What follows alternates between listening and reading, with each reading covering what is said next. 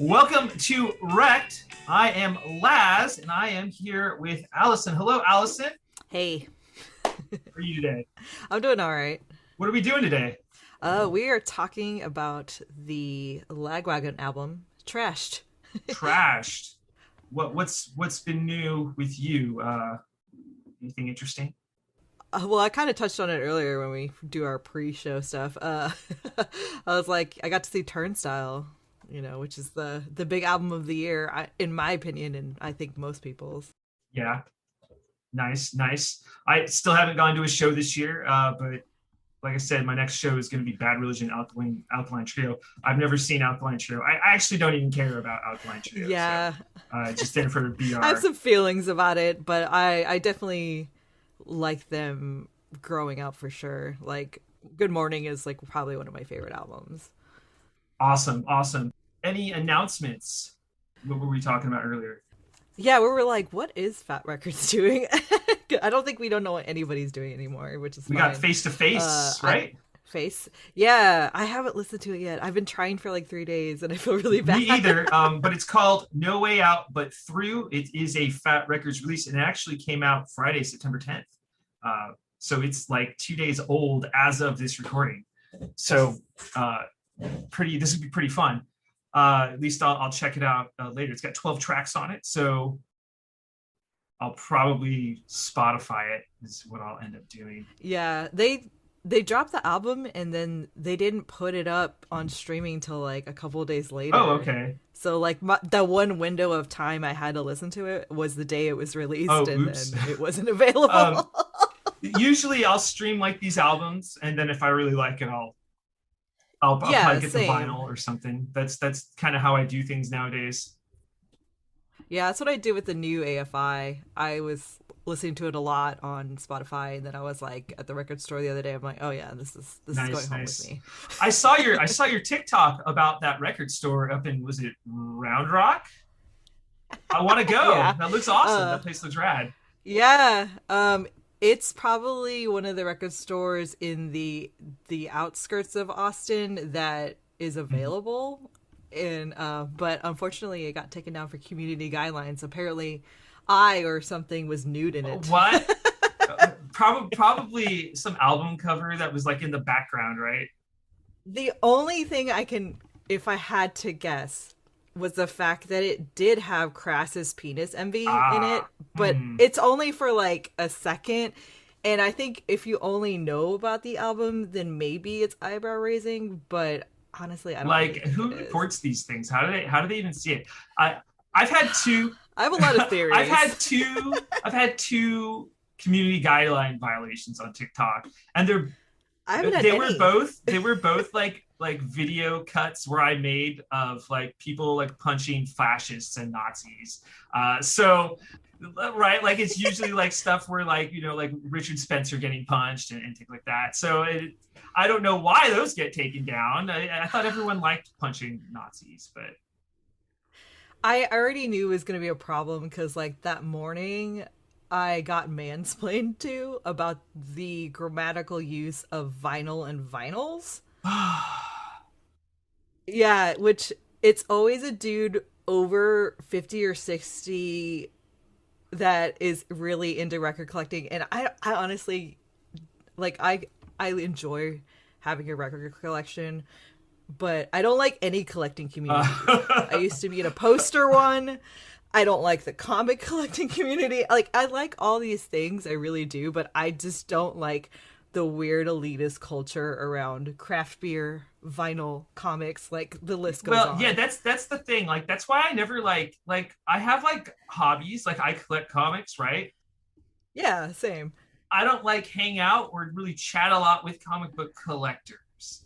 Um, you know, Yes. I'm in like two Facebook groups that are about collecting comics, and I occasionally see it where like there are Yep. people who get mad if you have a graded comic because it seals the comic up, right? So right, Yeah. so there's people who get mad about that because it's like, you can't read it. They get like really, and then there's other people who are like, why are you getting mad? Like I like the sealed ones because I look at them as a piece of art. right? As soon as you seal it, Yeah. it's It's now art to also me. Yeah, it's paper. just paper. It's Yeah, it's fragile. very fragile. So like Yeah. some people are weird like that. I don't want to say they're weird, but like I don't like when they make it into an issue. Like there's no reason why some Yes. things should be an issue like that. Or uh, that's really the best example I could think of, like at least in the comic book community. It's like people who get mad about that. It's like, come on. That's why I don't post a lot of vinyl content on my channel, because I just don't want to be in those discussions. And And I love every record I have, but I don't want to like talk now about it all the time because of people like that. now please educate me because I don't know the grammatical use of vinyl and vinyls. Please help me. Um, well, I had to really think about it. So I was like, what is actually correct, or how do I use this in a sentence? Are you asking about the plural of the word? Yeah, so like when you would say, hey, this is my vinyl collection, it's Mm-hmm. this no S. But Right. I think the reason why I said it vinyls with the S, because when I was making and editing the video, I literally saw stacks of records. So it's such a big Uh-huh. quantity. I think my brain just said the S. And I didn't even think about it until I posted it. And someone got mad about Oh that. yeah. And I read a couple articles about it, and I was like, but it's technically grammatically correct. This isn't like a moose meese difference. It's not like I think me should be grammatically correct. you know, No, but I get it. Yeah, okay. they're both That's technically annoying. correct. But I think what the big difference is that when we are in these little like capsule communities, we create our own languages, which is actually really cool. And we take on these words, and because I'm not within that community, or these people think that I am, they're like, how dare Mhm. you? How dare you breathe in Space. our space? I don't want to be in your space. I was never welcome in your space. So I'm okay with Well, that, like, but it's technically correct grammar. So whatever. why don't we get into Yes. this album? Yes. Speaking of albums. Tell you what, let me introduce it. This is Trashed by Lagwagon, released in 1994, January 4th. So it came out at the very beginning of 1994. Yes. Very formative year for me. My first year in high school. Right?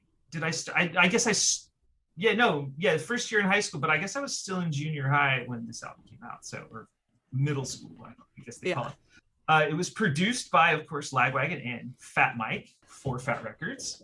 And it is almost 37 minutes long. It's got 14 tracks, including a hidden track. What do we know about the history of this album? What kind of info do we have? I found a few interesting quotes about it. Well, one is really about the cover of the record, which we do like to talk about. We do like to talk about they the have album interesting covers, and they're not kind of the same. I think last time we talked about how they like to have caricatures of people.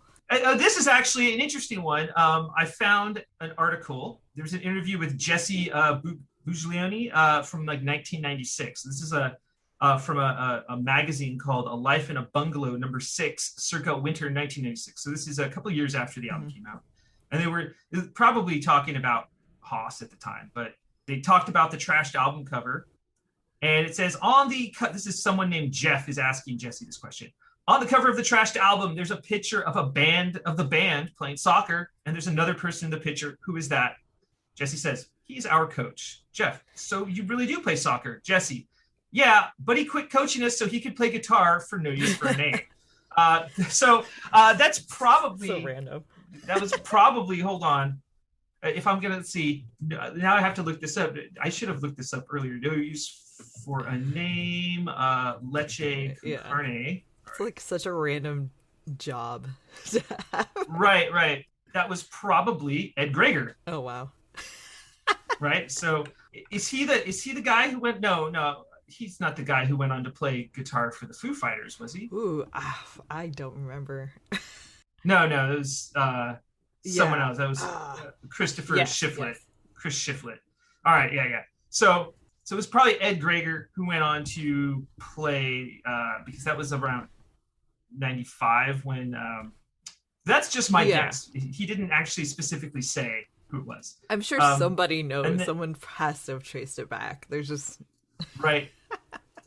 And then the other quote, and this is kind of going back to our propaganda, where we talked about how to clean everything, where Chris was saying, he looks back on the old albums and it's sort of like, right? Joey, he says he digged Trashed and Haas, but with the first record, he was like, oh man. So like he actually liked Trashed and Haas. And I was also reading into it a little bit because this is an album, this article came out on punknews.org in 2011, and they were talking about why did you reissue only the first 5 albums?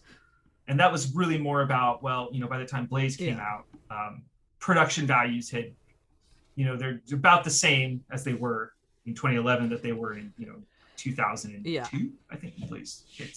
So that's where we're at. That's really what I could find that was sort of interesting about Trashed old interviews go. Yeah, I definitely looked through like kind of fan reviews and stuff. I probably will say like the one biggest fact that I kind of threaded together and I actually kind of want to look more into is the fact that apparently in 1994, I mean, we all know it because we love albums from 1994, but there's just so many that came out at this time. It was a big year for and the punk fact rock. that this was recorded or released in January, the beginning of that, is just like kind of a weird phenomenon. Yeah, right. Well, and it talks about stuff that is also interesting that we will get into, I think, once we talk about the song Know It All and a few other songs. Yeah, because it's weird when you read about this album, it'll always get compared to all the other albums that were like released that year. So like, for example, Green Day's Dookie, Bad Religion, Stranger Than Fiction, NoFX's Punk and Drublic was also released on the same year on the same label. Offspring Smash. I mean, and there's even more that are non-punk that are fantastic too. So like, it's just nuts. Like the snowball effect from Trash on is just insane. And all those albums are awesome. Like, regardless of what you think of Green Day or The Offspring or NoFX or Bad Religion, they're all really like kind of watershed records as far as let's call it the return of punk rock, right? Like the resurgence. Like what was in the damn water, Like it's like never happened again like that. I just don't think it has. I mean, maybe it's gotten close, but not repeated. I don't know, maybe in different movements, like musical genres, but not for I would punk. say probably later on, definitely for like hip hop or something, but right. But not, it's just nuts. Everybody's like, Trash is like at the very beginning of this cycle, but I feel like it kind of gets pushed under the rug because it was the beginning of the cycle, and I want to say if you were going to line up all those records, it would be the underrated underdog album of that year. But when you look back on it, it's easily one of Lagwagon's top albums. And if you ask me, if someone said, hey, what Lagwagon albums should I listen to first? I would be like, oh, start from the beginning, check out the first record. But I would actually say, listen to this album and then go from there. Because this album is actually really, really. I will say. You want to talk about the songs? Or what? I was like, I will say I underestimated this album a little bit. Mm-hmm. Especially the lyrics, because the lyrics are really good. A huge jump in quality from Duh. For sure. I can definitely highly agree on that. But I feel kind of guilty because like I think I've passively listened to Lagwagon just because it is just kind of ear candy, and it's hooky, it has good riffs, blah blah blah. But I had to really think when I was like going over this album, and I hated it. Because I just want to enjoy it, but I was like, no, actually Joey Cape is a good writer. I mean, they all are. It's very poetic. It's very poetic. So I'm like, I'm just doing myself a disservice. It's more of my own personal frustration. There's a lot of bands where I feel the same, where I listen to it and like I'm like really into the music and the energy that it produces. And then like I don't really think about the lyrics until later. It usually takes me like several listens to really like dig into the lyrics of like bands, like unless the lyrics are so moving like from the get-go. But why don't we start with the Island of Shame? Yeah. Let's do that. He was alone.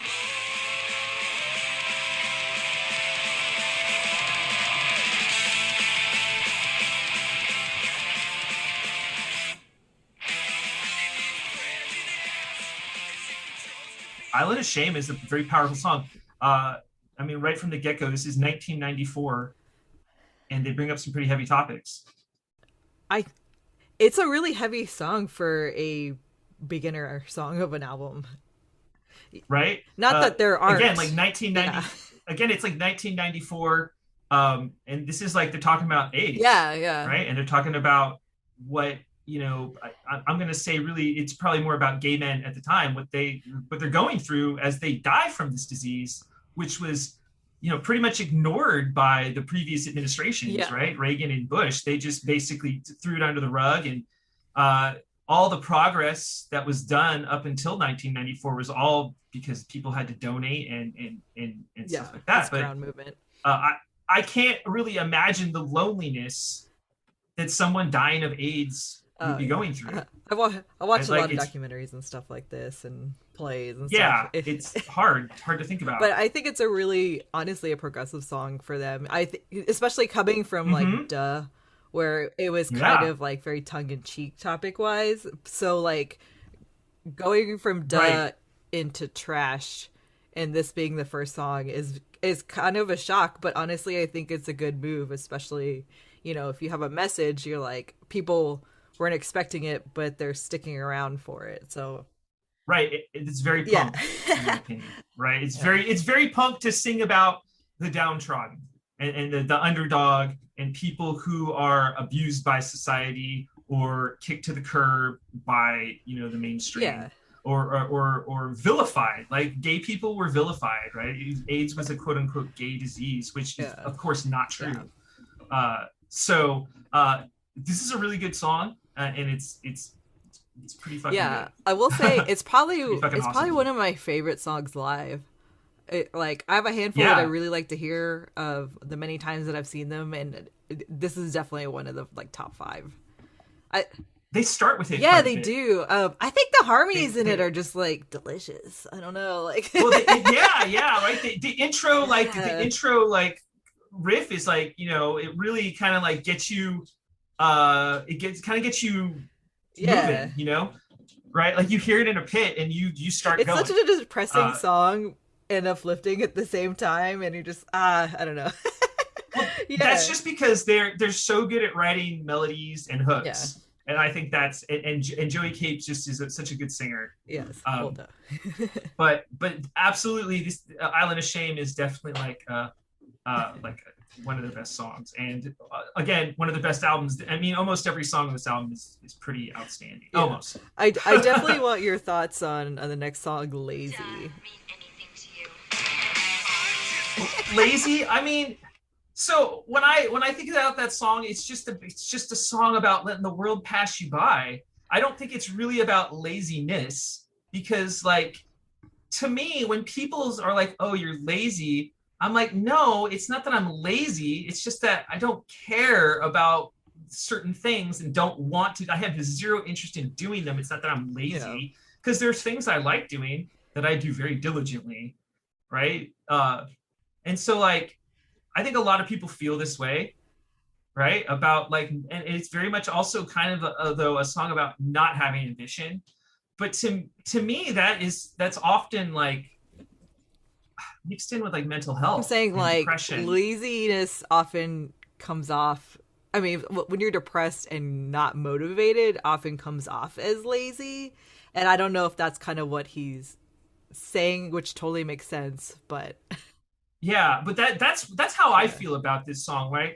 Right? It's sure it's about letting the world pass you by and not having ambition, but why? Why are people like that? And I don't again like I just don't think it's because people are just out and out lazy because when they are passionate about things, they do them. And for me, it's more like again, like when I don't want to do something that I need to do, it's probably because I'm sad about yeah. something or I just, it's like, why should I do it? Like, what point does it have? Yeah, I really like that Uh, he kind of compared it to like quicksand. I think that's one of the lyrics. Yeah, no, right. And this has Fat Mike, yeah. Oh my God, has Fat right? Mike all over it. Backing vocals. it he loves to be in people's But I songs. mean, it's He funny does. because like he's on this album, but you can definitely tell he's on this song. Like I feel Right. Well, I mean, yeah, the he's other right there. songs he's kind of more mixed in, and you can kind of hear it if you're paying attention. But like he's so prominent on this.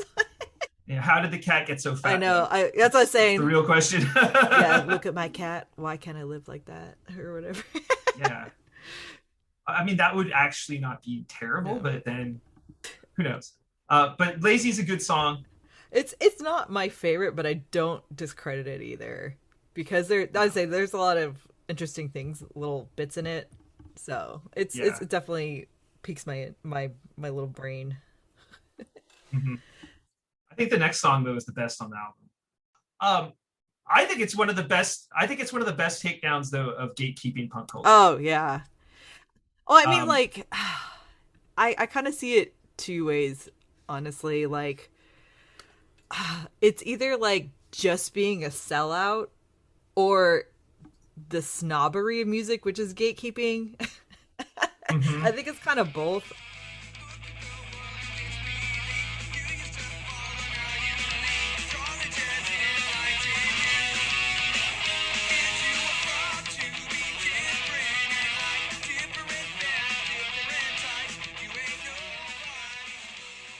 Well, who's the real sellout? The college DJ who kind of falls into that pattern of like being the gatekeeper, or you know what I mean? Like there's a lot of things going on. I mean, it obviously takes aim at college DJs. It's not like an aim at corporate DJs, right?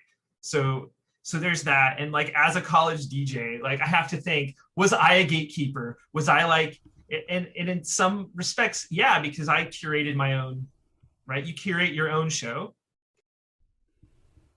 you know, and I could play anything I wanted, pretty much, right? Yeah. One, I will say this one thing that I always did, I would always play a local band, regardless of whether I like them or not. And I just want to throw that out there. But like, is that a form of gatekeeping? Because who wouldn't I play? I wouldn't play Green Day, Yeah. old Green Day, right? Like this is like in the late '90s, so like if you played Green Day, you would inevitably get a caller. Why are you playing them? They sold out. Blah blah. Blah. Inevitably, right? So I would, but I would play first album Offspring, right? The Offspring, right? That Nitro. I think it's kind of also Not about like Nitro. this phenomenon of like changing your identity. I mean, Mm-hmm. specifically this I guess would be the college shit. So like say just to not keep it non-punk, say you went to college and then you got really into the Grateful Dead and you're like, you're gonna follow the Grateful Dead around, and then but you're like, dude, Right, right. you're Tom from like yeah, Idaho. Idaho, that was listening to like Def Leppard before you got here, and now you're this Sure. person, Right. So There's a lot of facets to this one. the, But I think it's a great song. I think it's the best. I would definitely like put this on a greatest hits, even though I think Joey Cape says, we're not a greatest hits band. But if I were to put like the best of Lagwagon, this one goes on it.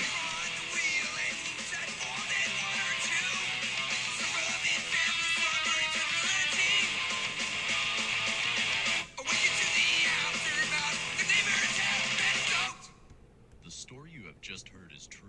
The names have not been changed to protect the guilty. However, Lagwagon does not condone drinking and driving.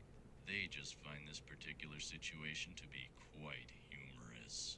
But the next song, Stoke and the Neighbors, back to good old punk rock, right? Drinking and I driving. don't know how I feel about this song. Um, but they do put a little disclaimer on it that Yeah, it's based on a true story and all, right? The names were changed, but it's just they don't necessarily alarming. condone or condemn it. Just alarming. It's incredibly alarming, but I can think of like a bunch of people who made like stupid Oh yeah, mistakes no, like everybody knows this, somebody like this.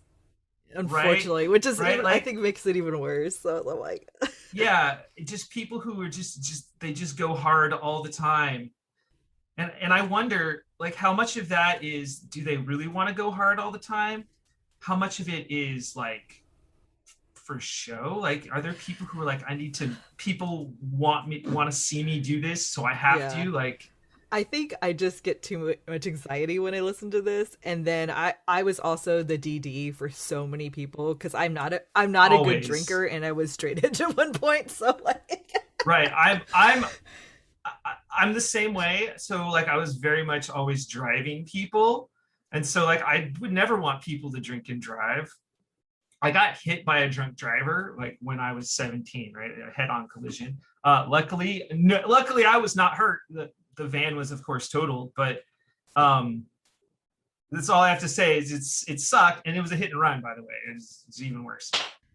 I mean, I think it is effective. I think that by adding the disclaimer kind of creates some mystique. The only thing is they make it a little comic. It's almost like comedic, right? Like it's a funny situation. Like, ha ha ha, he was driving on people's lawns, like running over mailboxes. I mean, it's comedic because probably no one got hurt, right? But they don't want to, I guess, condone that behavior. I just think it gets a little chaotic with the sound mixing, just because they're like trying to make it sound like an actual party and stuff, and so I'm just like, it's not an artistic thing I probably would have done, but I mean, it kind of tells. It's supposed to audio tell the story, so like it makes sense.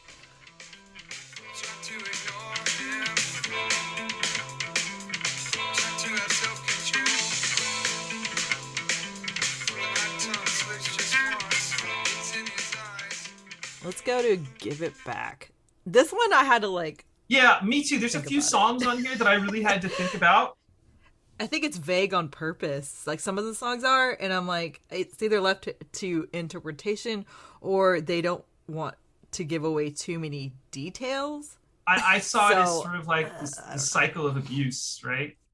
Like in my head, I saw like a child or a young person sort of being abused, either physically or verbally or mentally, and then taking it out on other people, right? Like that's why it's called Give It Back. Like, what are they giving back? Well, they're giving back the abuse they got to others. That's kind of how I saw it. I would have thought it that way. But I do think it is very much up to interpretation. I will say, like, the one thing I really liked about it is like how they kind of arranged the music to be also kind of chaotic as well. So like, not only are the lyrics chaotic, but the music matches it really well to give that feeling, because that's what it's like to be in an abusive relationship. So like, creating that background, I think, really helps. They're really good. The beauty of it, but it's just like, dang, it's so vague. I'm like, what does it mean? I kind of need it spelled out. Abuse and anger is kind of like a theme on this album. Right? Yeah, I feel that strongly. I think so. I would say there's at least 3 songs that are kind of centered around that. You think? I think so. Yeah. What about Rust? Rust, I really like it. I had to like it's a poetic song. The lyrics are very interesting. I get fascinated on the way people pronounce things, or like just little sayings and colloquialisms and stuff. So like, I really like the way that Joey sings Rust. It's like really drawn out. It sounds really hardcore, but it's just like such a weird word to crunch on. I don't know. I get stuck on it. It was hard for me kind of to decipher the meaning of the song. Like, I felt it was very poetic, but the best I could come up with was it was sort of about like the past and like people perpetuating the past. I had to like really dig on that. I could be wrong. Like I just maybe I had to think about it more, but but I like the song. Like the song is awesome. Like you said, it has that kind of harder feel to it. Yeah, like I like that it kind of has like these hardcore themes in it. They always have weird themes about machines. It's true. which is a punk thing. It's true, but like they definitely they're always talking about like the machine and society. I want to say this could be the first appearance of that concept, even though they do it, I think, on other albums. I can think at least 2.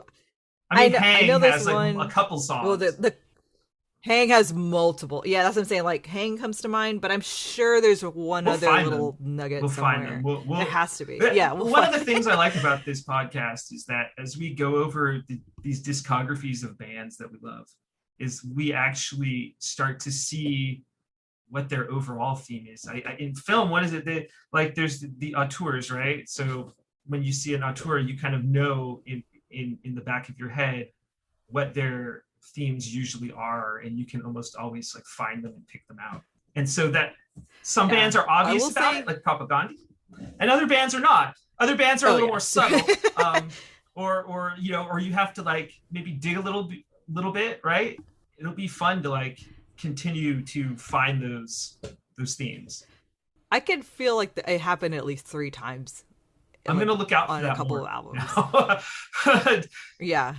No, right. You're not gonna that and like the like, themes of abuse definitely like are strung out throughout this. This one So this is what I think Rust is about, and I actually had to like pull other people's opinions from the internet. Sure. So this is not an original thought. They think it's a song about religion and how it creates these systems and like morals, but it doesn't necessarily always make sense. But people are so used to the way things are, they just keep going and perpetuating. And it could be like an abusive system. So like I feel like it's kind of one of the, it's probably a middle way between abuse and political messages in this. So album. The note I wrote down is 2 sentences on this song because it was difficult to chew on. But when you throw that out, and my notes actually kind of align with that. I said maybe it's a song about people or the past society or person's past, society's past ? And then it says, or how people perpetuate the sins of their own society. ... And I've always lived in places that are very heavily like that. So like to me, that's my life experience. And so like I don't want to like put it on something that it's not necessarily about. Right. But like once I kind of dug into that, seeing other people's opinions, I was like, yeah, it could very much be that, even though just because I felt that way. But at least there's some collective understanding that, yeah, that happens a lot. Yeah, no, totally. I think we see it all the time. Like there's a lot of rust in society. The older I get, the more I think it's visible. Oh, so. Yeah. No, it definitely... I think there's another song kind of like that in this album. Yeah. So for Going South, I like this song. It's kind of a whatever song, but... It's a fun song, I think. Fun. It's like the most fun song maybe on the album, maybe? I don't know.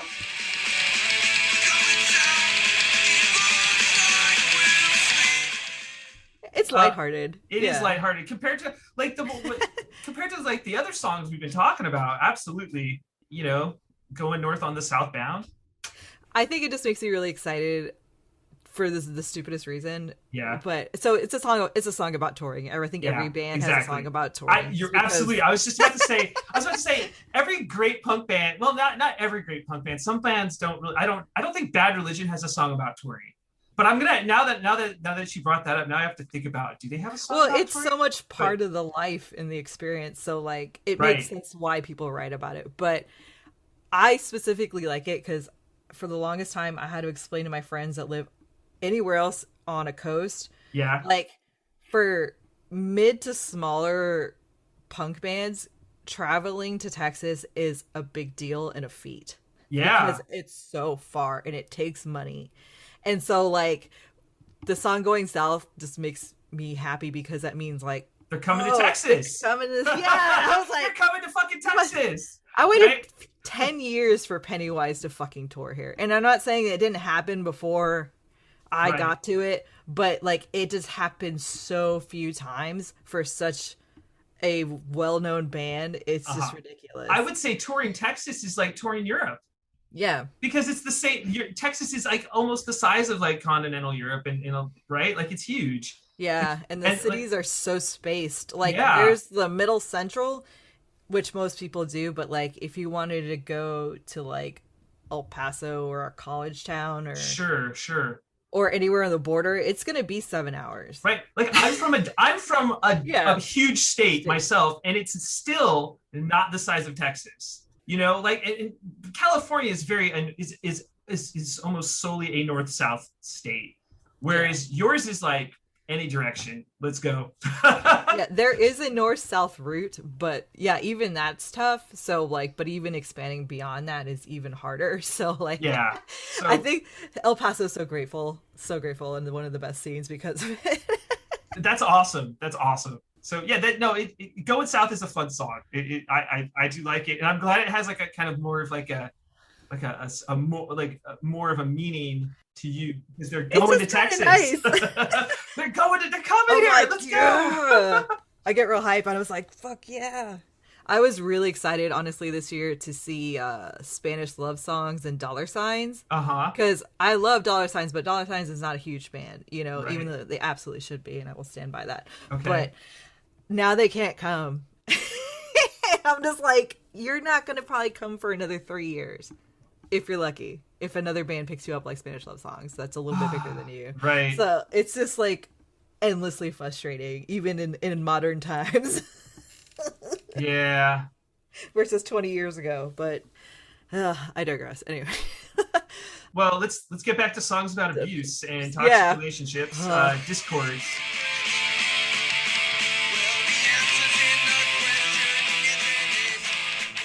Sometimes relationships suck. Right, and you get to these weird points. I know. I was like, depressing Joey Cape is a lot for me. Seriously, he's a deep dude. His solo albums are really hard for me to listen to. I do like to listen to them because I do think he's a great singer and songwriter. But it's just like too much. Or Chris always wants me to like Bad Astronaut, and I'm just like, it's good, but I'm just like, this is just like too sad. Saddest punk songs, right? and I really like The Cure, and it's like Joey Cape just makes me too sad. The Cure's very melodramatic, though. I think. Right? I mean, he has his reasons. Yeah. You know, because but isn't there a thing? Yeah. I don't. Okay, I was like, we could go into a whole thing about Joey Cape's friends end up dead, and it's just like it makes a reason why he's like sings these depressing songs. You know, I like depressing songs though. They make me feel emotions, and like that sounds weird, but like on a day-to-day basis, I try not to be sad. Yeah. And so sometimes when I am, it's been a while since I've like really like been depressed, which sounds great, but like I like watching stuff that makes me sad. Like I love sad movies, right? I love sad movies. Like, and it sounds weird, but it's because it makes me tap into emotions that I don't necessarily try to feel. And I think that's like the point of them. Right? I ping pong between both. Like I'm a very emotional person, and I hate it. Yeah. So I'm always filled to the brim. So I'm always like trying to pull out some water. Gotcha. Gotcha. So yeah, when I was listening to like Discords, I was like, ugh. I was like, I can do this. I will say, like, the one thing I really liked about it though is the kind of intro. It kind of starts out distorted, and then it really kind of blends into the song, which I think is super beautiful. The song itself, like the title, is kind of a pun. Yeah. Right? Discords. And that's it kind of makes me eye roll a little bit, but whatever. Well, I mean, I see what you're doing there, Joey Cape and Lagwagon. We get it. But everyone's had like one of those relationships where like you just get to a point where like you're not like you're not in harmony. You know, you're not in the same key. I think what bums me out about the song the most is I don't think it's necessarily about like a romantic relationship. I think it's more about like a friendship, and I think friendship breakups are so much worse. They are, because friendship breakups, I haven't had a lot of them, right? I haven't had a lot. In fact, most of the time, if I stop talking to a friend, it's just more of a distance thing, you know? Yeah. Like, where we've gone in different directions, and if I saw them again, we would be super cool. Yeah. But I've only had a few friendship breakups in my life, and those are hard because it's like wow, I thought we were cool, and then like now we're definitely Like, not, right? And it's like, man, we did so much stuff together, and it's in some ways it feels like a friendship breakup. There's like less on the line than like a romantic breakup, but you know, there's just as much on the line. I mean, I've personally been through something like that. Like I was friends with someone for 13 years Mm-hmm. and they literally just dipped out of my life with no explanation, You know, which I is had this. weird. I was friends with someone, my early 20s, and my group. We had like this group of friends, and then one day he stopped talking to like three of us. No, yeah, three of us, me and two others, right? But he was still friends with another one of our friends in that group. And we would call this dude like, hey, what's up? Are we gonna hang out? Nothing, nothing. And then finally our other friend's like, oh yeah, he's been going to therapy and his therapist thinks that he shouldn't hang out with you guys. And it was like, what? Are you kidding? And like he won't like even talk to us about it. Like that I think that was like the worst part is like he wouldn't even talk to us and say, hey guys, my therapist thinks that you're right. Like my feelings would have been hurt, but they would have been less hurt had I had like a resolution. Yeah, I He don't also know. stole my Sega Genesis because of that. So Oh, I'm very bitter about that because I collect video games, right? Like I have a huge game Yeah, I'd collection. be way more upset about that, I honestly. still am, absolutely. And I know that sounds petty, but like I'm absolutely still butthurt over that because I had some really good games on my Sega Genesis. Okay. I believe you.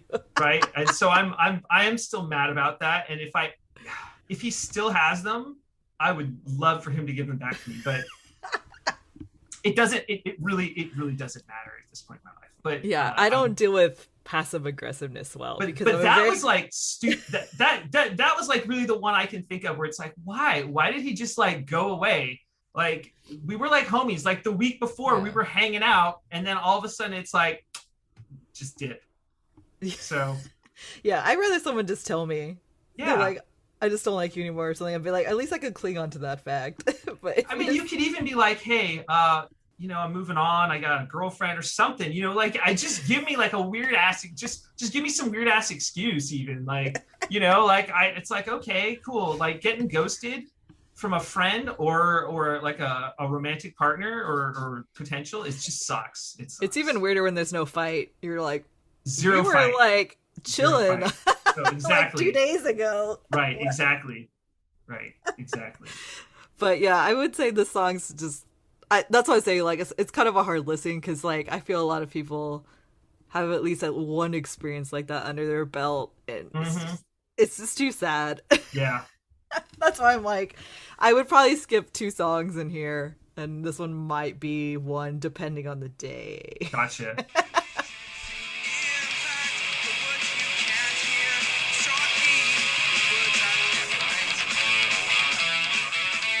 Coffee and cigarettes. How do you feel? I feel that is such a good change from that last song. I mean, as someone who has like tried to be an artist, like this song, I definitely saw what it's about. Here's the note I wrote. This song strikes me as a song about being a lyricist, writer's block, and the difficulty of putting thoughts and emotions into words that people can understand. Yes. And like and then when I think of coffee and cigarettes, I just imagine Joey Cape stressing out, drinking coffee and smoking cigarettes, trying to write songs and like writing and like throwing paper away and just like that stress and frustration of trying to get it perfect. Because writing lyrics is hard. Not only is writing lyrics hard, but writing lyrics with a good melody is even more difficult. Yeah. Right? Otherwise everything sounds like those like rap songs that like, you know, youth pastors put out in the 80s, right? Or, you know what I'm talking about. You know exactly what I'm talking about. So, but it's definitely like an artist's song. Like it's a song about making art. And it's a good song, right? And it's got a I was like, is he having writer's block? Is he having like imposter syndrome? Like all of it. It's not just writer's block. It's like, you know, do people even get what I'm talking about? Like as an artist, like what's the point, you know? Like there's nothing I hate more than like writing something and then someone reading it and like not understanding. And I even get this in just like a Facebook comment, right? Where I'll say something and then people will just like completely misconstrue it or see it a different way. And I'm like, how did you not understand what I wrote? Like, what is wrong with me? Is it you? Is it me? Like, what is it? People don't read, dude.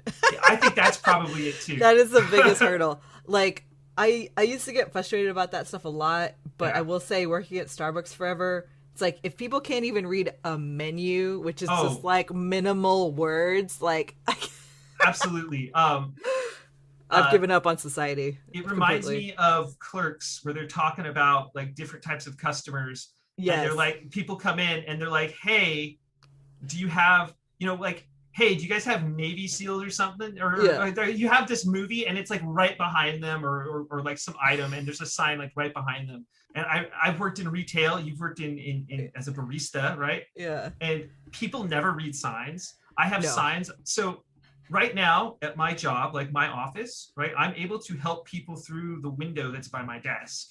Okay. And because of COVID and mask mandates, I don't want people into my office, right? So I give them basically like, so the rule is if you're in one of our buildings, you have to wear a mask. Well, I make it easy for them. They don't have to come in my building. So that way that, they don't have to complain about having to put on a mask. I can help them through the window. I'll wear the mask. You can stand outside, right? But people will walk up to our door and it says right at eye level, it says, please go to window for assistance. And they just try to open the door. They don't look at the sign first. And then there's other things that we've done where we've had to change things and we put a sign up that it says exactly what you need to do. And they just don't look at it and they never look at it. And so people want to be told first before they have to read. And I understand, like, there's times where I'll like ask someone a question when I can Google it. Yeah. Right. But like, I like to, but when I'm asking someone a question, it's because I want them to explain it to me, right? Because I appreciate their input, right? Not necessarily that I want to get a Google opinion. I want their. Yeah. Like, I feel this song is the highest level of that. Like, I'm here making all this beautiful art for you, but nobody fucking gets it. Yeah, it's very much like I am so misunderstood. I am an artiste. But that happens. Like the newest one is I will never understand it, and it's just for being an art fan. So like Basquiat has this renaissance coming now, and people print it on shirts and all these things. But But the irony of everything is Basquiat was like anti-capitalist. Yeah, totally. And I'm just like, I don't understand, like, what people missed. Like, he's been an artist for so long, and actually probably no one gave a shit when he was probably at his height, Yeah, when he was alive. Absolutely. Yeah, and now they're just like, oh, it's 90s and trendy and cool, and, it's in Tiffany's ads, and it's like, that dude is, like, rolling in a grave somewhere, like, straight up. That is, I would say, the quintessential misunderstood. Like, I say, like, Joey Cape's like, oh, I'm writing all this cool shit, I have this rad band, but like, I'm sure his fans say some of the dumbest shit to him, and he's just like, what's the point? Right, maybe. Well, yeah, totally. And I've also said dumb shit to bands, so I'm just as guilty. I guarantee I've done the same. So I don't think anyone is immune from saying dumb shit. Like, yeah, I just can imagine what people have said to Joey. Like, I don't get mad at the shit I probably said to Fat Mike. He doesn't care either, but Fat Mike probably doesn't even remember. You know what I mean? Remember, like, exactly. Right, Fat Mike.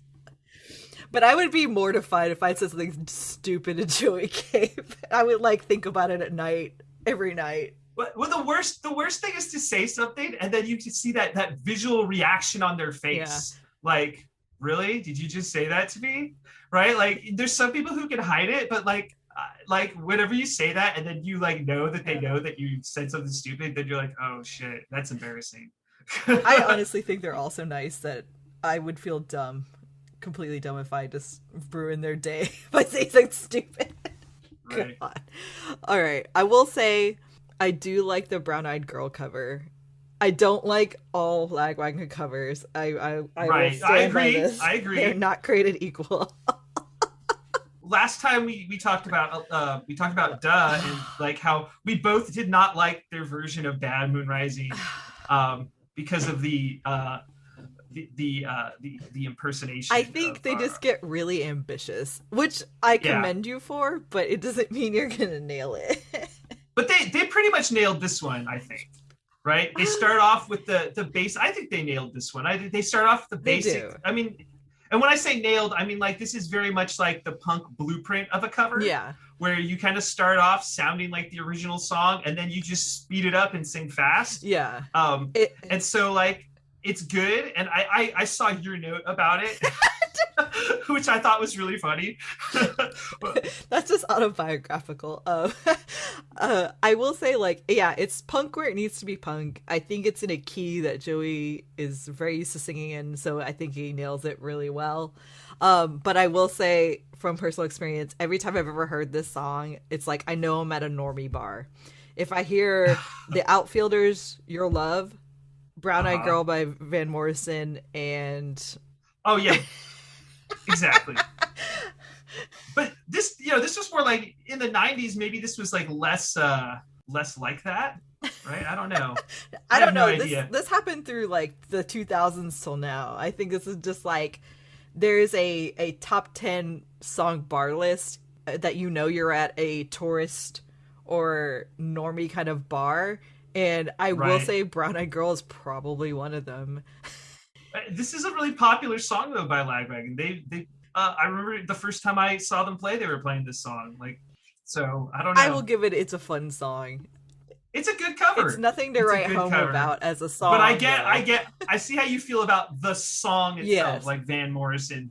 I'm not a Van Morrison fan. I tried. I feel you. No, I feel you. They just play it all the time, like in retail spaces. Like I say, like. I worked at a classic rock station, and they played a few Morrison tracks, and wasn't really a fan. I tried. Van Morrison there. I mean, I could change my mind. I didn't even try. I could change my mind. I didn't like Neil Young the first time I heard him, and now he's great. Like it could be a Van Morrison, fan later when I'm like 60 or something. Yeah, I'll get it. The song I hate the most is Moon Dance by Van Morrison. I've heard that so many times too. I'm not a fan of Moon Dance. We would play that on our... I could have liked it, but yeah, people have to ruin shit, by playing it over and over again. See, maybe for you, yeah. But when I worked at the classic, it was just like, oh, you have to play Moon Dance. And if I ever had the opportunity to take it out of the lineup, which every once in a while I did, it dropped. I mean, that's how I felt about Nirvana for a long time. Like, I actually didn't listen to a full album because I've heard it so much from my friends and on the radio that I was like, I gotcha. Why would I want to do that? And it wasn't until later I feel you. I was like, okay, it's time. Yeah. Right. All right. Where it's like Nevermind is like not even their best record. I know. It's like, how dare you people? Let's do Whipping Boy. Let's get back to toxic relationships. The classic toxic relationship is the story of the Whipping Boy.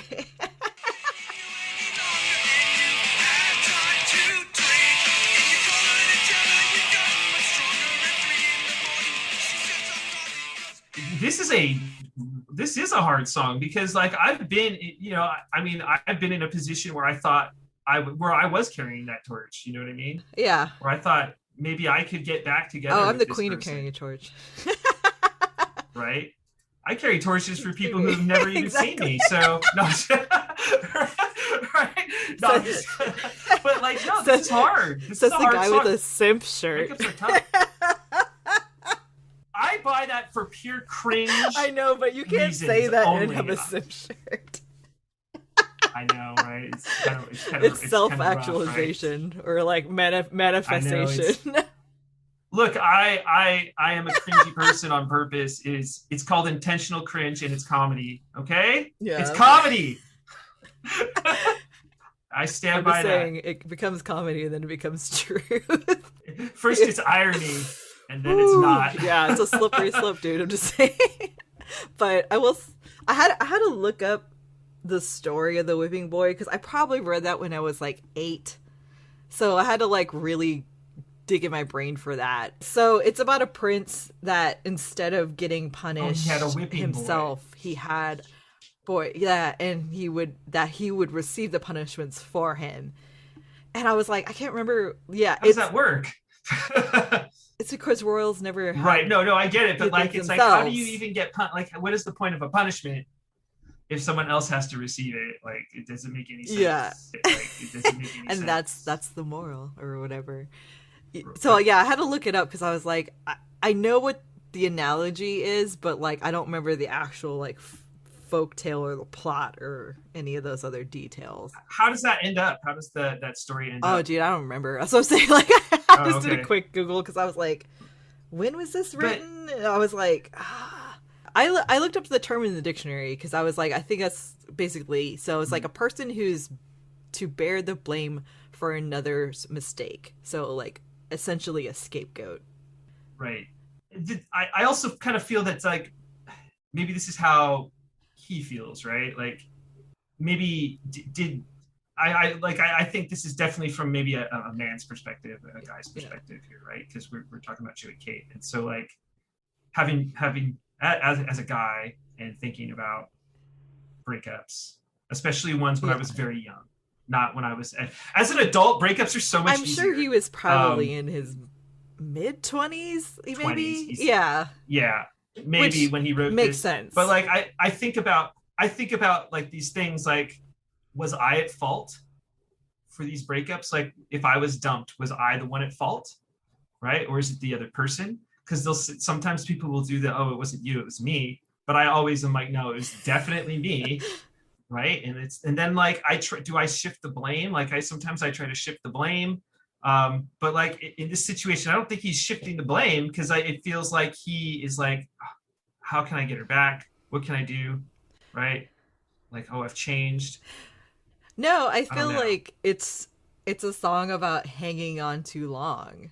I mean, obviously the whole torch thing, but like, you're in a relationship. It doesn't mean you love each other, but it's just like not gonna work. And I think because it's like in that weird middle, you like don't get over it as fast, and you're like, well, maybe, and so you're gonna start wondering, and then you kind of spin out, and then I think at one point it kind of like in the song refers to maybe like a drunk dial, you know, like, what if I there's definitely a drunk dial right now and tell her how much I care. But some people have to work, right? You know, like it's like, are you serious? It's 3 a.m. Why are you calling me? You know, it's funny.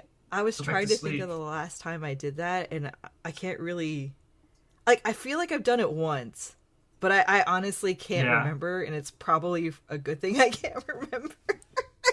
I don't drink often, so I don't think I've ever drunk dialed. I have been drunk dialed. Yeah. But the last time I was drunk dialed, I was probably like in my late 20s. That was the last time someone drunk dialed me, and she just called me, and we had only gone on one day, and she called me, and she just started like abusing me. And I was like, hey, like, you're drunk, and we only went out once. God. Right? Like, it's, you know, like, what is going on? It was like the worst, and it was like the worst date too. Like, I spilled like my drink on her. It was a bad date. Like, and like, it was very much like, she was kind of like criticizing me the whole time. And then she kissed me at the end of it. It was very weird. Maybe it was that's a very how she weird shows date. Love. Maybe. I think she was very much like into that like dynamic. And I was just like, oh man. It was like one day I would have went on another one, but like, I would have. Well, I mean, like, it wasn't, we had a lot of things in common, right? But like, I would have went on another one, but like at the end, like, it was just so awkward at the end, especially the spilling the drink on her. But then like, she called me like maybe like a month later, like this drunk dial. Oh my God. And like, why was she calling me? And I felt like she was like talking to me like I was somebody else. I don't know. I think I'm just fortunate that, I mean, like, I hung around a lot of heavy drinkers and stuff, but it was always like good shit. Like, they're like, what are you doing? I love you so much. I was never... Why are you not here? Right. So I hung out with mostly stoners. So it was very, very different dynamic. You know, it's like everyone's just like, oh, dude. what are we watching on Comedy Central? Like, Yeah. like that was kind of the vibe that we got. Right? Like, I've only had good, like, happy go to the drunk movies, dude. calls. Thank That's good. God. I'm happy about I mean, that. anything that's ever I'm been happy about that. psychotic 3 in the morning calls have been from sober psychotic people. I generally, the thing is like, as a person, I generally don't attract like that, and like if I think they're that way, I distance No, myself from them very quickly because I'm like not. I don't need I'm that a in my mama's life. issues magnet. Just come to me. Oh yeah. No, I'm no. like really loving and maternal I for some reason, and people just cling uh-huh. to that. Except I am not interested in being anybody's mother, so that's usually how that ends. Yeah, no, I was like, I don't even have I children, agree. so like, just not. I mean, like, I'm not going to throw out my issues when I first meet someone, but like, if we're in a relationship, I mean, that will be things will come up, but like, I'm not going to like, I try not to dwell. Yeah, I'm very much not like a dweller on the yeah, same. past, right?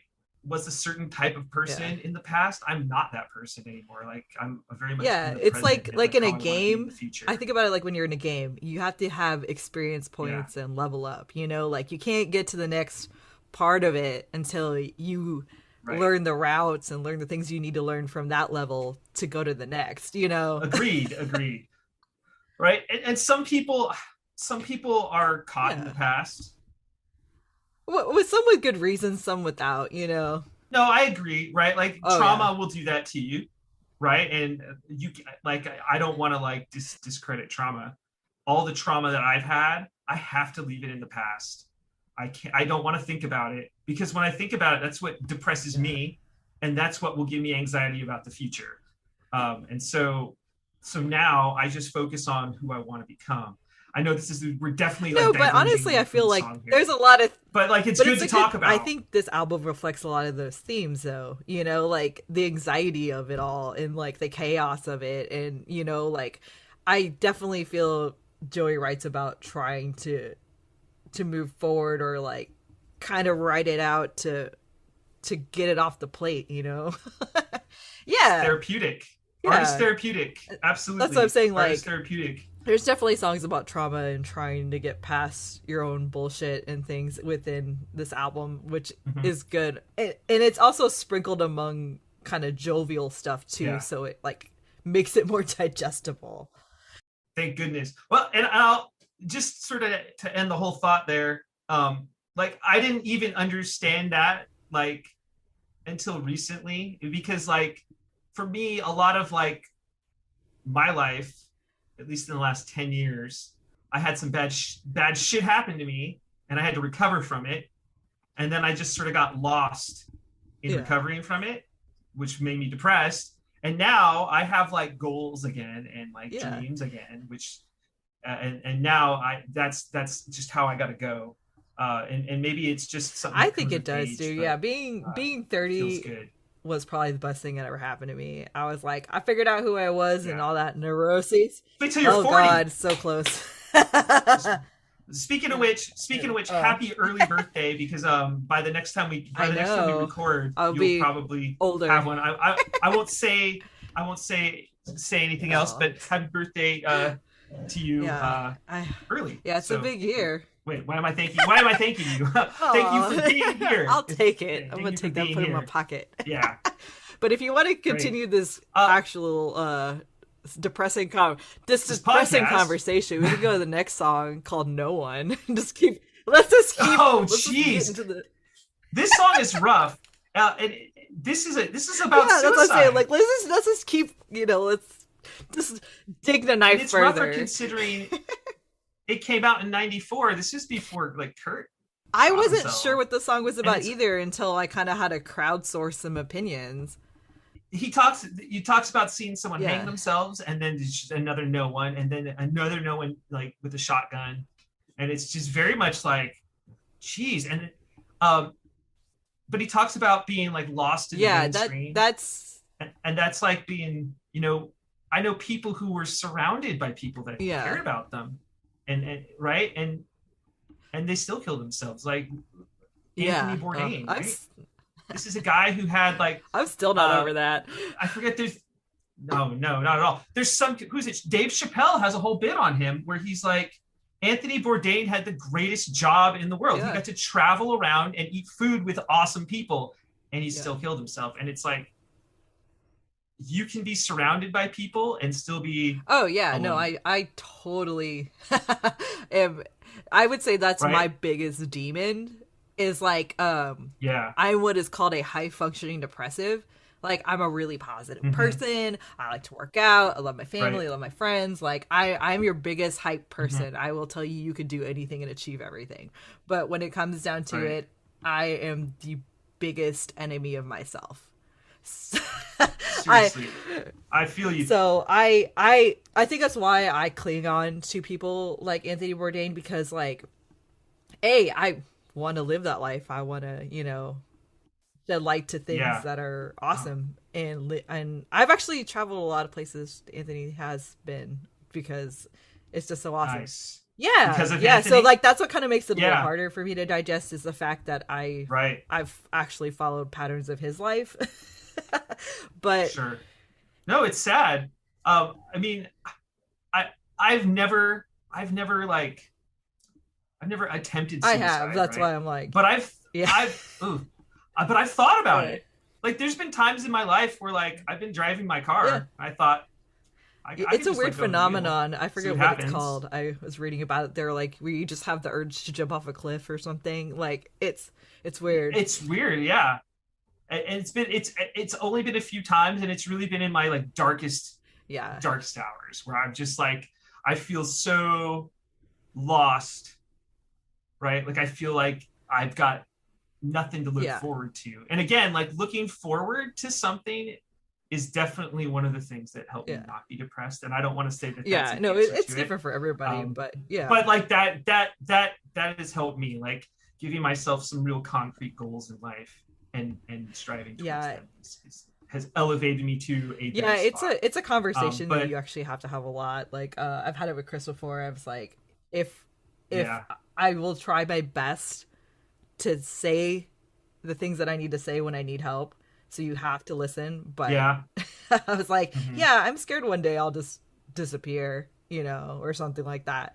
So I mean, but it's like that's part of mental illness. It's like it's not logical at all. No, absolutely not. Like, and like that sort of depression, it goes back to Yeah. the song Lazy. Like, that's how I think about it. Like, when I was that depressed, I really just went through the motions of life. Just because, like, what else? What else do I That's have? what I'm like. It's kind of scary, but so like the weird thing about this song is it about Kurt Cobain, like, or is it just about? Well, this is before he shot himself. Yeah. So I don't know if it's directly I about couldn't him. tell by I the def- dates. Like that's what I was kind of trying to figure out last night. Well, Kurt died in April Oh, of that okay. year, 94. So this album was likely Yeah, written 'cause- in 93. But he did try to kill himself in 93. Oh shit, that's right. Right? He tried to kill himself in Rome, or he almost died. Like he overdosed on like heroin in Rome in 1993, I think. Or it was either like late 93. Okay, yeah, because I think was like, that's what I didn't feel like the dates lined up because of when this album was released and recorded. It's very But prescient. isn't that creepy though? If it, it was like a precursor to Oh, that, you're yeah. like, oh no. Oh God, I hope not. But yeah, this is like depressing, and I don't think this is this the most depressing Lagwagon album? It could be. Blaze is pretty depressing. I think Blaze is too. pretty depressing. Hang can be depressing, but it just melts your face so much I kind of forget about it. God, Hank is Then I so don't, good. then I don't even Hank is so care. I was like, good. yeah, it's depressing, but it. Right. We'll I get know. to Hang I'd be in like, due time. I'd be like, this is depressing, but did you hear this riff? you know? Yeah, right. But by the time we get to Hang, we'll have like hundreds of episodes. So that'll be Yeah, we'd awesome. be like, we by the time finally get made there. it, guys. Well, yeah. speaking of finally made it, No. we're at Bye for Now. Right? Let's talk about the second to last. I don't know where this quote is. These like movie quotes or audio quotes are from. I have no tried idea to what that's look from. so hard, and I'm sure it's something kind of obvious, and I'm just missing it. It's either that, I think Maybe it's from a TV show. or they did a skit, That's the only other thing I can think of.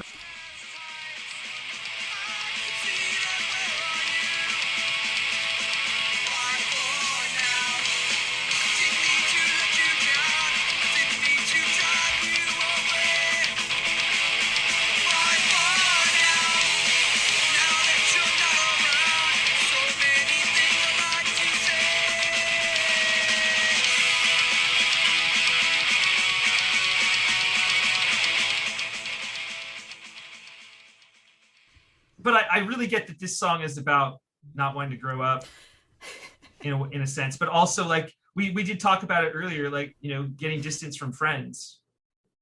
I think this is the most relatable song for me on the album, just because, especially getting older, it's like I still want to live my life to a certain point. And some people are like, well, Right. when are you going to settle down and do these things? And it's like, well, I have done a lot of those things. I just don't have the same mindset. And I don't do them the yeah, way you and do, it's always awkward. right?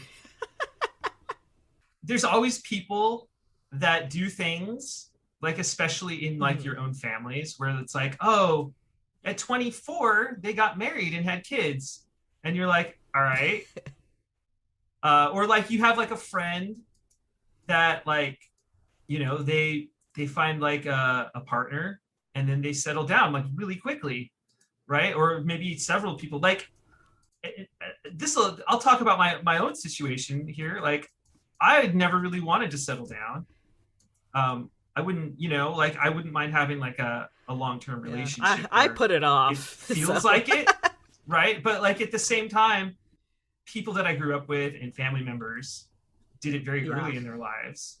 And so like people are like, well, why don't you do it? I'm like, well, I'm not like those people. And then of course I always be like, I know lots of people who don't do that. Right. So like, I mean, like, why am I being pulled out as an example here of like not, but I'm like, not, you know, like I've kind of like I've grown up not wanting to be like the yeah, rest of exactly. society. Right. Like just like do the normal thing. Like that's boring to I don't me. know. So like, I want the you right know, thing, like I want the quality over quantity kind of thing. sure. I don't know. And like people think you're selfish for like not doing that, which is weird. I mean, I probably could have gotten married twice before this technically, but Right. it just didn't fit into my life at the time, and I'm kind of glad it didn't, because Sure. I was like, the one thing Mm-hmm. I was very adamant about was like, I'm paying for my college. And so because I'm paying for Mm-hmm. my college, Awesome. I can't have anybody derail that process. So like if I Yeah. wanted to be with certain people, I would have to give that up, and I'd be like, no, and that was always the deal breaker for like any major relationship I Yeah. had. So I think about relationships I had where my partner was like a normie. yeah, I had a lot of that too. I hate saying that, but like it's like they were really great people, right? And but like they were just so Yeah. normal, where like I felt if I kept going with them, like my life would just be so not as Yeah, fun actually.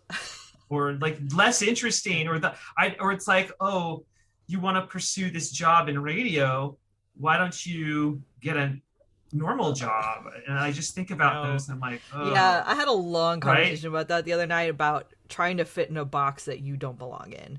Like, if you don't want to be a wife or be involved in a religious community or be, certain things that are really valuable to certain people's lifestyles, then it's like, why are you trying to make Right. yourself fit in there? I mean, you can love a person, but you Mm-hmm. can be fundamentally different. Absolutely. Absolutely. So, But then I've had like relationships with people who are not, and then they're like so not like me. Also, you know, they're also, you know, they're not like a, you know, a quote unquote normie, right? But they're like so not like that, where I'm just like, okay, well, maybe it's a little too chaotic for me. I need to it's the swing back the other no, direction. it's It's super hard. hard. Like, I will say, It's hard to find the yeah, I date a compatible lot of people. musicians because we usually had things in common, but it's chaotic. Some people are, Oh, musicians are woo, rough. let me tell you. And like, even crazy the fact that, yes, I'm getting married this year, but like, the first thing I said on our first date was like, he was like, "Oh, I'm a drummer," and I'm like, "Cool," but I know. Well, I dated like 8 before that, so like it was already like a thing. And I was like, Okay. "Well, what are your other life aspirations besides that? Like, what are you about other than that?" Trying to not say that in like the rudest way possible. Sure, that's hard. That's hard to. That's yeah. But he was like, exactly. "Oh, I want to be a dean," and I'm like, "Oh, cool, an actual feasible goal." Like a dean Yeah, of he like a was. college. He was. Oh, Yeah, that's that's pretty why I was awesome. like, okay, this is an attainable goal you can do and live off of. But Right. if you are a drummer and that's your passion, then I'm not gonna hate on you for that. You're gonna support that, Yeah, I right? was like, and yeah, and then a lot of other things was, I dated a lot of normies too, and I'd be like, I got tickets to Bad Religion, and then I would take them with me, and then they would be like, hated it, and I'd be like, we can't date anymore. Sorry. You're like, oh, Well, deal breaker. Goodbye. I like that people try to be open to new experiences, so that's how they got there in the first place. But like at the end of the day, if this is what I'm going to be doing the rest of my life, and I am, Yeah. what are we doing here? Right. But I don't know. I like the sentiment. Bye for now. I do too. Well, I'm trying to put my thoughts into words here. Like you said, you like the sentiment, but it's not like the song Discords, where they pretty much came to like loggerheads and maybe can't be friends. This is more like we were talking about people drifting apart, I feel like. And like sometimes, like I said, the title of the song is Bye for Now. It's not like goodbye forever. It's like until we next see each other. And that's cool. Like I said, I have friends who, like, if I saw them tomorrow, I guarantee it would be like the last time I saw them, where we would be like, oh, how's it going? Let's catch up. How you doing? How's your brother? How's this? What have you been up to? And sometimes I'm not even into the what have you been up to thing. I'm more like into the what are you doing right now? Like that's like me, right? Like I'm more into like what's going on in your life It's a right loaded now. question. It's really cool.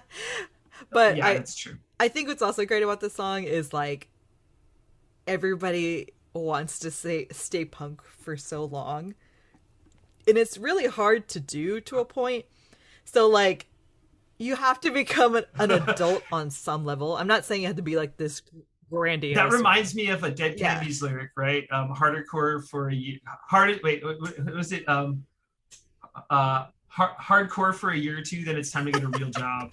or that meme where it's like you're a hardcore kid and you stay too long. You're like, oh fuck. Right. Yeah. But exactly. I mean, those are the jokes about they're like, what makes you a poser? It's like, oh, I had to get a real job. Everyone's a fucking poser. That's it's like my position. Everybody's a poser. We live in a capitalist society, and we gotta fucking eat, and it sucks. Like as long as we understand that it sucks, then I think it's fine. Yeah. I love like punk rock meme groups, because you get to like kind of like indulge in that, like everyone's a poser kind of like attitude, because this is what I like to say. People will be like, well, what's real punk anyways? And I'll always be like, there's no such thing as real punk, because that was actually a label given by the media. So everyone's a poser. Like everybody's a poser. Like jokes on you. We shouldn't be called punks. We should just be all called posers. Right, the poser scene. We should start a poser scene. Right? Yeah. Oh yeah, we're part of the poser scene. What's that? Yeah, check out this skateboard trick I'm doing. But yeah, bye for now. Good ending almost ending to the album. If you of course, old CDs, they you could do hidden tracks. And this one has perhaps one of the worst. Yeah, it was not worth sticking around for the hidden tracks for this. I'm sorry. It's a parody of what, an LL Cool J song, I think. I want to say it's a cover. It's just not really well done. I don't know. I don't know the song. Well, I think it's a parody of Mama's. I think it's a parody of "Mama's Gonna Knock You Out" by LL Cool J. I'm good, right? But this one's just about taking a dump. And maybe we need like a stupid song like that to end like an album with like all of these heavy tracks, like just like a lot of. It's a chewy album. like there's a lot of deep thoughts and themes with really like these melodic punk hooks. I just And it almost doesn't match up when you think about it. But after going over it again, like I mean, like I get the point of it because obviously yeah, there are heavier points in this album, and you probably just need a little palate cleanser just to end your day on a good note. But I think I'd rather be depressed. I don't know. Punko's rap, like I can just imagine. Oh, it doesn't work sometimes. It doesn't. it's like the sometimes. emo ghost rap or whatever albums. Like it sends me to a bad place. This was a miss as far as the album goes. Like you don't need this one. The only on the bridge album. in those two genres is like the themes and being against the man. You know, musically, stylistically, right? No, they just. I'm trying to think if there was any like what was that band with I think Tim Armstrong. Oh, Transplants. The Transplants. Not a fan of the Transplants. I had their first record. I thought some of it was okay. But like I haven't like revisited it since it's just like a weird experiment. So. I mean, I didn't hate it, but I just don't think it's gonna stand the test of time. I really don't. Right? Like right. I can't. Not all of us can be Limp Bizkit. No, I'm just kidding. I will dare say a controversial station that Limp Bizkit stood the test of time over the Transplants. That's true, at least in memes. So they're having a renaissance right now. What are the Transplants doing? I don't know. Rancid's on tour with the Transplants, so. But they're not going to do another album. I mean, they've had this entire time. No I'm not saying never, but probably not. Right. Thank God for the. I mean, you know, Tim and Travis Barker are richer than God right now, so it's whatever. Right. They don't need to team up again unless they want to make even more money. We just talked about all the songs. We had a lot. We actually had some pretty deep conversations. Yeah. Well, I mean, you kind of have to with Lagwagon. It's not. I mean, it's. I think what people love best about Lagwagon is they are fun, you know, but to act like they're not a deep, you know, thought band would be a lie, you know. Totally. Like I said, Joey Cape is one of the most depressing people I know musically. Yeah. And one of the things I looked at, you know, you shared some notes of like reviews. They keep getting thrown into this like NoFX clone group, right? You know, the NoFX wannabes, but like they're absolutely not in any sort of way. The only reason they do, I think, is because like both NoFX and Lagwagon were just really inspired by RKL. Of course. I was just saying that the RKL like, family branch of bands is really, really wide and deep. But like, you can't really separate the two because they work together simultaneously. Like Fat Mike's vocals are on this; they're produced by him. Like, it makes sense why it feels like a double dip. Or I would say they're cousins. I wouldn't say they're brothers, you know? Yeah. But I just don't like, I don't like the idea that a lot of people just immediately kind of like, be like, oh, they're like a wannabe NoFX. I like Lagwagon better. NoFX is a wannabe Lagwagon. Right, so come on. Come on, It people. could be true. It could be true. Come on. How does this album measure up to other albums by Lagwagon? I mean, later albums I still like more from Lagwagon, but I will say, thank God this is better than Duh.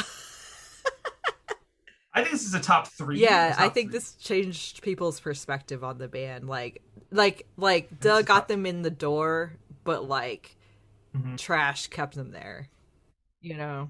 Well, this is the first one I heard, right, by Lagwagon, and so I investigated Duh because I loved this record, and I listened to this one a lot. Like I listened to it quite a bit. I think the first album, as a youth, I think the first album I listened to is "Let's Talk About Feelings," which is also amazing. And I was like, I like that. And then Double Platinum is amazing. So Lagwagon kind of has like 2 periods. Like they have like their this really prolific period in the 90s where they made their first, I think, 5 albums, right? And then they have their everything from what Blaze on. Yeah, I was in the later half. So Right. like this stuff is actually still interesting to me because I didn't know as much. Like I know probably the hits from this. I know they exist, but I Yeah. never like took a deeper dive into it because Yeah. I came in the second half of the game. But I will say they also get compared to Propaganda a lot, which I kind of believe to be true. They both have like metalistic stylings, you know, they talk about deeper stuff. Yeah. So I mean like I feel like the Propaganda comparison is a little more accurate.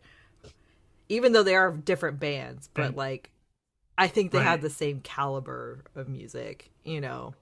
It's tongue in Yeah. cheek, but they also talk about serious stuff, and that's very much in the hat of Propaganda as well. Why don't you share a few of your Let's favorite see. reviews? Because some of them are good.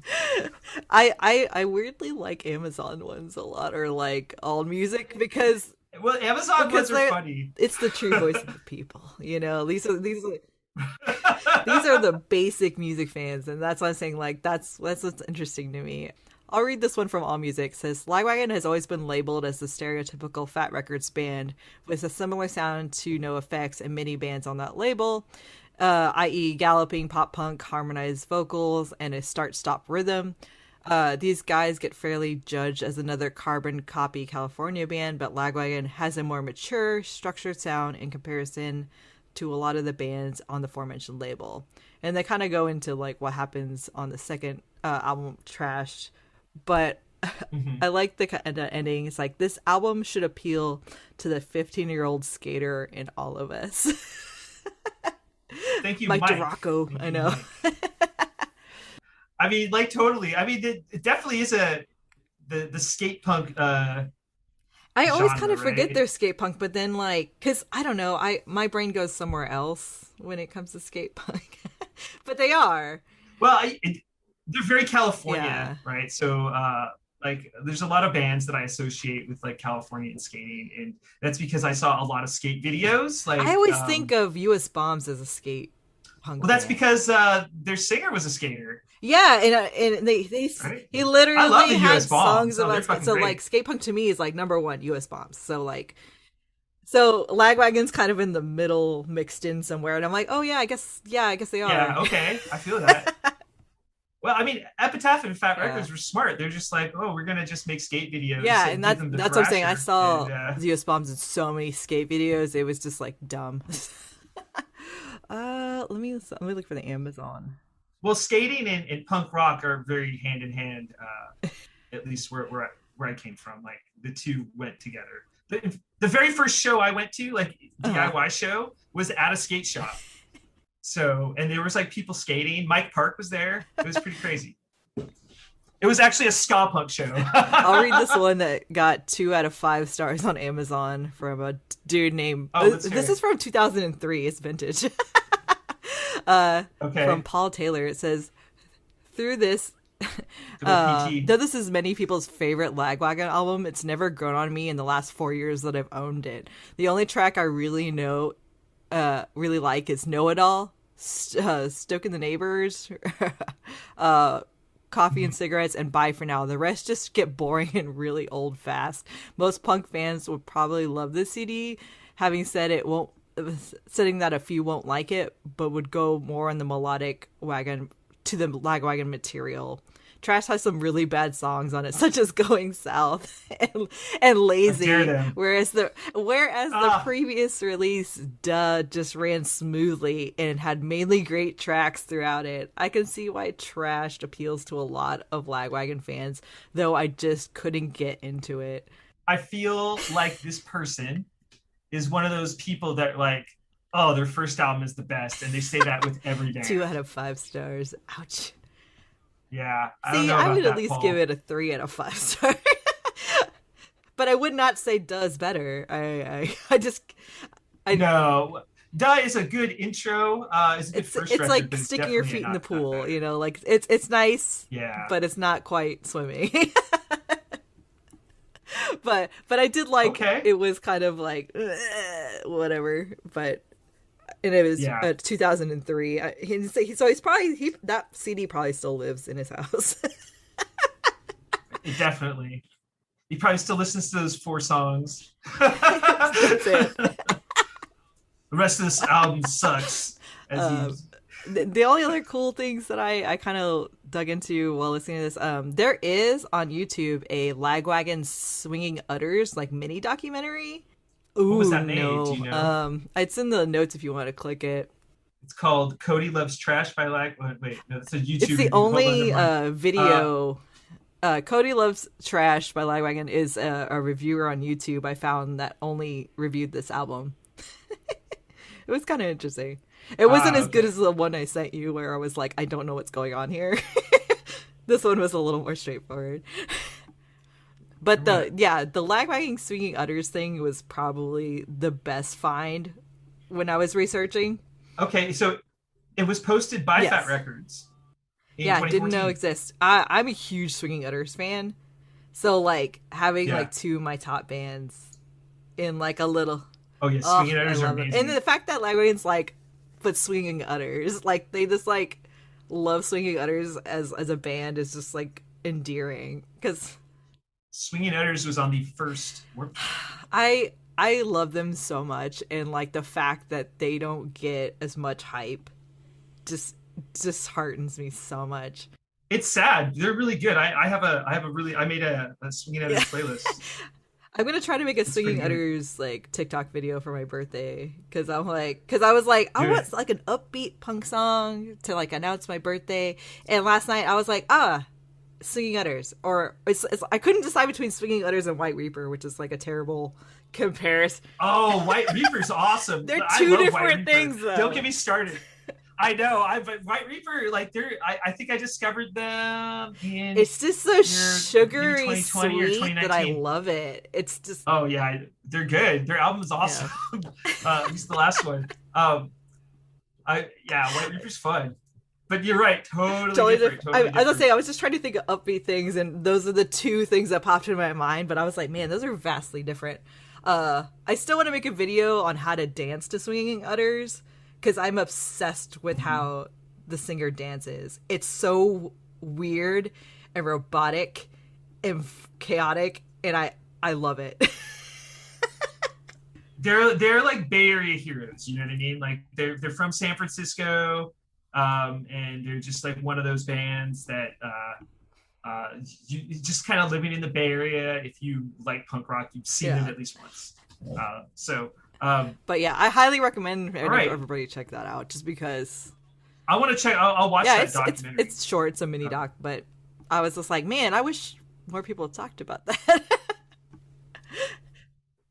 Okay. What's the next album we're doing? Actually, are you ready? Another Day in Paradise by Strung Out. Yes. What an awesome follow-up to this one. This is gonna be fucking way too hyped for that. Yeah, no, I can't wait to hear your opinions on this one. You're a big Strung Out fan. It's bad. It's really bad. No, it's good. I can't wait. This is really a great record. I remember playing the shit out of it in college, like just spinning it every show. I had a good time though today. This is, I think of our 3 episodes that we've done, this has been my favorite one, especially because we really chewed on the material a lot. We got to talk about some interesting topics, and we kind of went off. We kind of went off on some tangents, but I think they were. Well, yeah, I mean, I feel like a lot of the songs are based on life experience, which I think Lagwagon paints very well, a really good picture. Right, and it's going to be a totally different feel from when we talk about Strung Out. Well, I mean, those are vastly different bands too. Absolutely. Strung Out has some of the best punk rock solos, I guess. Like some of the musicianship in Strung Out is just incredible. I will say my favorite thing about them is they kind of live in the space between punk and metal very well. Like they hide in that pocket so well that's what makes them a really appealing band to me. And just the tone of their guitars to me has always just been just outstanding. And every album has its own vibe and sound. Exactly. I think, too. They sound the same, but none of the albums are ever the same. Like So hard awesome. to do. I love that. No, yeah, So it's really awesome. good. So, well, Yeah. I had a good time. I hope you did too. And I guess the last words that I can say is get wrecked, everybody. I was like, is that our slogan now? Get wrecked. Maybe. Let's get wrecked. Get wrecked. I don't know. Cool. All right.